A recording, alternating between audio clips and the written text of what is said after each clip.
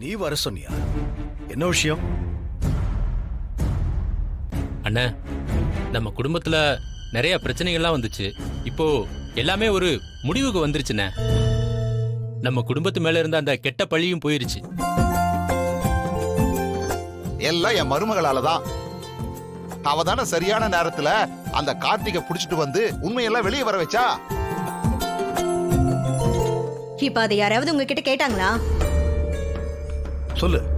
கொலகார குடும்பம்னு நம்ம குடும்பத்து மேல ஒரு பழி இருந்ததுனாலதான் அந்த புவனேஸ்வரியும் பசுபதியும் சேர்ந்து உங்களை ஊர் தலைவர் பதவியில இருக்க கூடாதுன்னு சொன்னாங்க. மச்சான், அவங்க மட்டும் சொல்லல, இதோ இங்க இருக்கிற ஊர்க்காரங்களும் சேர்ந்துதான் சொன்னாங்க. தப்புதாங்க ஐயா. நம்ம ஊருக்கு கட்டுப்பட்டு நாங்க அப்படி ஒரு முடிவு எடுக்க வேண்டியதா போயிடுச்சு. இன்னைக்கு ஜானகி அம்மா மேல எந்த தப்பு இல்லைன்னு நீங்க தான் நிரூபிச்சிட்டீங்களே. ஐயா, ஊர் தலைவர் விஷயத்துல நாங்க தவறுதலா முடிவெடுத்துட்டோம். எங்களை மன்னிச்சிருங்க ஐயா. பரவாயில்ல, இதுல உங்க தப்பு எதுவும் இல்லையே. என் குடும்பத்து மேல வீண் பழிய அந்த புவனேஸ்வரி சுமத்தினா இன்னைக்கு அது வெளிச்சத்துக்கு வந்துருச்சு. உங்க குடும்பத்தோட கௌரவம் என்னைக்கும் நிலைச்சு நிக்கணும். சிவா, இதுக்கா இவங்கள வர சொன்ன? இல்லண்ண, ஒரு சூழ்நிலையில நீங்க தலைவர் பதவியே வேண்டான்னு சொல்லிட்டீங்க.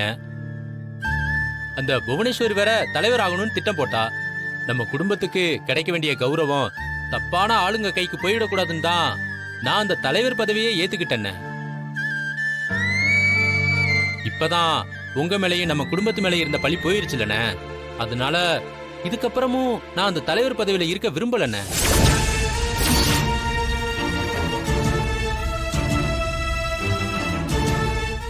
ஏங்க, என்னங்க சொல்றீங்க? பார்வதி, நீ அமைதியா இரு. அண்ணா, இனிமே நம்ம ஊருக்கு தலைவரா நீங்க தானே இருக்கணும்.